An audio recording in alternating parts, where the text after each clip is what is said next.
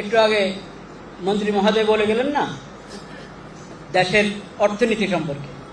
তো দেশের অর্থনীতিকে আবার সোজা করে দাঁড় করাতে কি কি করতে হবে, অনেক কিছু করতে হবে, আপনারা ভালো বুঝেন আমাদের থেকে। কিন্তু শুধু ওগুলো দিয়ে কাজ হবে না, অর্থনীতিকে ঠিক করতে হলে অনেক জরুরি কাজ আছে, অনেক জরুরি কাজ।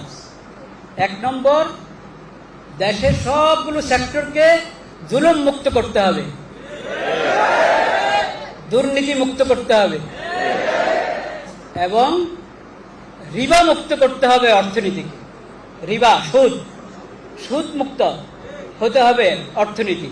সব করলেন কিন্তু সুদ দিয়ে অগ্রসর হতে থাকলেন, বাড়াতে থাকলেন, কাজ হবে না। ওমা আতাইতুম মির রিবান লিয়ারবুয়া ফি আমওয়ালিন নাস ফালা ইয়ারবু ইনদাল্লাহ ওমা আতাইতুম মিন যাকাতিন তুরিদুনা ওয়াজহাল্লাহ ফাউলাইকা হুমুল মুযিফুন। রিবা দিয়ে তোমরা সম্পদ বাড়াইতে চাও, কখনো বাড়বে না, আল্লাহর কাছে এটা বাড়ে না। ইয়ামহাকুল্লাহু রিবা ওয়া ইউরবিস সাদাকাত, সদকা খায়রাতের মাধ্যমে তোমাদের অর্থনীতি চাঙ্গা হবে, মজবুত হবে, রিবার মাধ্যমে হবে না। রিবার মধ্যে কোনো বরকতে নাই। আর যাকাত আদায় করো তো বাড়বে, যাকাত আদায় করো বাড়বে। তাইলে যাকাত এবং রিবা ছাড়তে হবে, যাকাতের ফরজ আদায় করতে হবে, এই দুটার মাধ্যমে অর্থনীতি চাঙ্গা হবে। আর খেয়ানত, জুলুম দূর হইতে হবে। রিশওয়াত,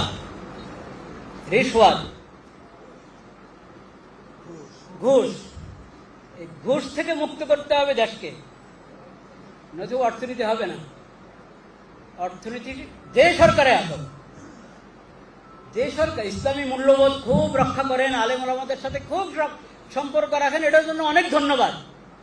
কিন্তু এটা মনে রাখতে হবে, যতক্ষণ আমি আমার অর্থনীতিকে সুদ মুক্ত না করব, ঘুষ মুক্ত না করব, দুর্নীতি মুক্ত না করব, এবং সরকারের সাথে জনগণ সবাই যতক্ষণ সহযোগিতা না করবে, সরকারের ইচ্ছা আছে কিন্তু জনগণ সহযোগিতা করছে না, সিন্ডিকেট করে বসে থাকে, কিভাবে শান্তি আসবে? সবাই অপরাধী। যার যে ত্রুটির কারণে দেশের অর্থনীতি সহ যে কোনো সেক্টরে যেটা সমস্যা হবে, সেটার জন্য সবাই আল্লাহর কাছে জবাব দিতে হবে।